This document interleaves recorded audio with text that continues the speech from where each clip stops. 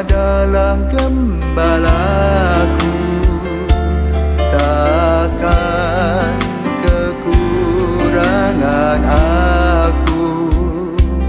Ia membaringkan aku di padang berumput hijau. Saudara yang terkasih di dalam Kristus, selamat pagi. Salam jumpa lagi dalam Sabda Siap Saji. Minggu 10 Desember tahun 2023, Pekan Advent yang kedua. Marilah berdoa dalam nama Bapa dan Putra dan Roh Kudus. Amin. Ya Allah dan Bapa kami, Engkau telah menaungi kami dengan Roh-Mu. Semoga Roh-Mu itu menyucikan jiwa, raga, dan roh kami sehingga tetap terpelihara dengan baik sampai kedatangan Putra-Mu yang terkasih. Dialah Tuhan kami, Yesus Kristus, yang bersama Engkau dan Roh Kudus, hidup dan berkuasa Allah sepanjang segala masa. Amin. Tuhan bersamamu. Dan bersama Roh. Inilah Injil Yesus Kristus menurut Markus. Dimuliakanlah Tuhan. Markus bab 1 ayat 1 sampai dengan 8. Inilah permulaan Injil tentang Yesus Kristus, anak Allah. Seperti ada tertulis dalam kitab Nabi Yesaya, lihatlah, aku menyuruh utusanku mendahului engkau. Ia akan mempersiapkan jalan bagimu. Ada suara orang yang berseru-seru di padang gurun. Siapkanlah jalan bagi Tuhan, luruskanlah jalan baginya.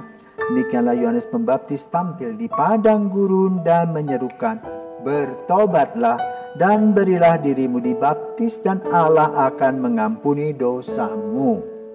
Lalu datanglah kepada Yohanes orang-orang dari seluruh daerah Yudea dan semua penduduk Yerusalem, dan sambil mengakui dosanya mereka dibaptis di sungai Yordan. Yohanes memakai jubah bulu unta dan ikat pinggang kulit. Makanannya belalang dan madu hutan. Inilah yang diberitakannya, sesudah aku akan datang ia yang lebih berkuasa daripadaku, membungkuk dan membuka tali kasutnya pun aku tidak layak. Aku membaptis kamu dengan air, tetapi ia akan membaptis kamu dengan Roh Kudus. Demikianlah sabda Tuhan. Terpujilah Kristus. Selamat pagi Romo, selamat hari Minggu. Selamat pagi, selamat hari Minggu, Hendrik. Dalam Injil saya dapat menyimpulkan bahwa kan Yohanes ini dia diutus oleh Bapa Romo. Jadi untuk meluruskan jalan bagi Yesus.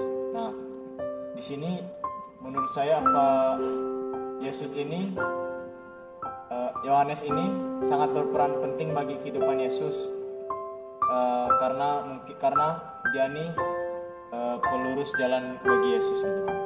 Oke, baik ya. Selamat pagi para pirsawan. Hari ini adalah hari terakhir kami berada di Malaka, di mana proyeknya biarpun pada hari Minggu adalah hari Tuhan, kami membuka operasi mata sehingga hari ini mereka yang kloter terakhir bisa melihat dan pulang dengan damai Tuhan. Ya, nanti sampai jumpa lagi ya, di tempat yang sama atau proyek-proyek yang lain di tempat yang lain. Nah, hari ini kita memasuki minggu Advent kedua. Lilinnya itu lilin apa? Bethlehem, ya. Bethlehem adalah tempat di mana Yesus dilahirkan. Nah, di manakah lahirnya Yohanes Pembaptis? Di Ain Karim. Ain Karim dengan Bethlehem itu diperkirakan 120-140 km jauhnya. Ada dua kisah yang disebutkan dalam Injil Lukas tentang satu, Yohanes Pembaptis lahir dari seorang ibu yang sudah tua. Dan ayahnya adalah Zakaria yang adalah seorang imam yang waktu itu kena lotre. Dia harus memimpin doa tahunan bagi seluruh rakyat Israel. Dan jangan lupa dalam acara doa itu, dia harus membersihkan dulu ruangan. Karena apa? Tidak, itu ruangan kudus, tidak boleh satu orang pun yang datang ke sana. Maka setelah membereskan itu, dia kemudian masuk dalam kelompok doa.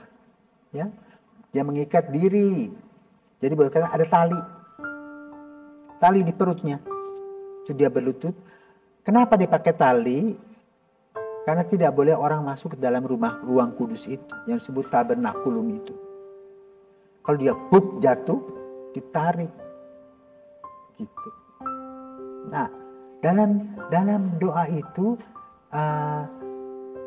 Zakaria mendapat nubuatan bahwa istrinya yang sudah uzur itu sedang mengandung. Dia tidak percaya, maka kemudian dia bisu sampai pada akhirnya dia bisa membuka mulutnya kembali setelah Yohanes Pembaptis lahir. Dan setelah dia menulis Yohanes, artinya apa? Hadiah dari Allah. Itu. Yang kedua, Bethlehem. Siapa sih yang mau lahir di kandang? Kamu mau lahir di kandang? Gak mau tuh? Tanya ibu-ibu, coba ibu-ibu, siapa yang mau lahir di kandang? Gak ada tuh? Maunya di mana? Di rumah sakit, di rumah bersalin yang keren. Yang gitu tuh. Tapi kenapa Yesus kok lahir di Bethlehem? Apakah karena Yesus tidak punya uang? Ya? Bukan. Tuhan punya rencana untuk memperlihatkan kepada kita, janganlah kita angkuh dan sombong. Ya, bahwa tempat kelahiran kita itu emas. Sering kita hanya merasa, kok lahir di mana? Di kampung, orang kampung. Enggak, sama. Ya, ada kota, ada desa, itu sama, itu sebutan kita manusia. Tetapi Tuhan telah memilihkan tempat kelahiran kita. Bangga dong harusnya. Biarpun di kampung, di gunung, gak soal. Yang penting kita hidup. Ya, itulah Bethlehem. Jadi Allah hanya ingin mengajarkan kepada kita, yang jadi kota besar gak usah sombong lah. Yang penting kau lahir sama-sama lah. Juga yang lahir di ranjang emas sama-samanya toh, menghirup udara yang sama. Ya, itu tentang Bethlehem. Nah, lalu dalam Injil pada hari ini ditampilkan Yohanes Pembaptis tadi, maka menceritakan Enkarim Bethlehem, Yohanes Pembaptis dan Yesus. Ya, karena jaraknya jauh, zaman dulu nggak seperti zaman kita sekarang, bisa saling zoom, karena dulu nggak kenal. Ya, maka lalu nanti pertemuan mereka ada di Sungai Yordan, ya, di mana Yesus kemudian dibaptis di Sungai Yordan. Tetapi apa sih arti baptis?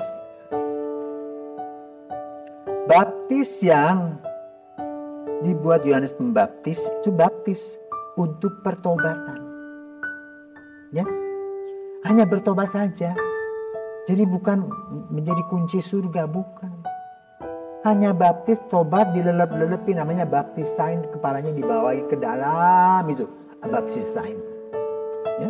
Maka gereja Katolik tidak menggunakan baptisain tadi resmi secara utuh, di baptis selam. Kenapa? Yohanes berkata, akan datang orang yang mana aku tak layak membuka tali kasutnya pun. Tali kasut aja dia gak berani dipegang, sekarang kepala berani? Tentu gak berani. Maka Yesus itu lahirnya, baptisnya disemprot-semprot saja, dituangnya air. Begitu, tidak seperti yang lain dilelep-lelepin. Maka kita gereja Katolik mengambil apa? Baptisan Roh Kudus. Ya, jelas. Yohanes mengatakan, aku membaptis kamu untuk bertobatan. Ya, tapi ia akan baptis kamu dengan Roh Kudus. Ya, itu bedanya. Ya. Nah, kemudian dalam minggu pekan Advent kedua itu ditampilkan tokoh teladan. Ya, Belum masuk Yesus loh. Baru tokoh teladan di mana Yohanes Pembaptis itu orangnya berpuasa, bermati raga, makannya madu hutan, makannya belalang. Yang diajarkannya adalah harapan akan Allah, kesetiaan, ya, cinta. Maka minggu kedua adalah temanya Aten itu adalah cinta dan kesetiaan. Dan Yohanes Pembaptis itu berani berkata polos jujur.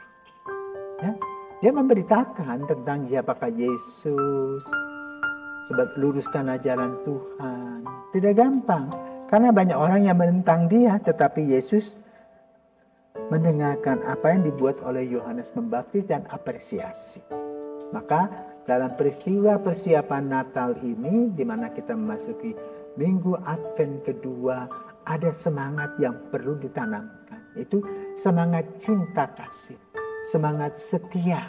Ya, maka terima kasih kepada kelompok cinta kasih dan JFF yang luar biasa sudah membuka mata dan hati mereka yang mengalami katarak mata dan pulang dengan bisa melihat betapa indahnya hidup ini. Mereka bisa melihat bunga-bunga, bisa melihat gunung-gunung, bisa membuat semua kendaraan dan sebagainya yang dulu hanya mendengar saja. Kenapa? Kasih Tuhan. Semoga kita juga senantiasa merasakan kasih Tuhan dalam kehidupan nyata kita sehari-hari. Selamat pagi, sampai jumpa lagi esok. Amin.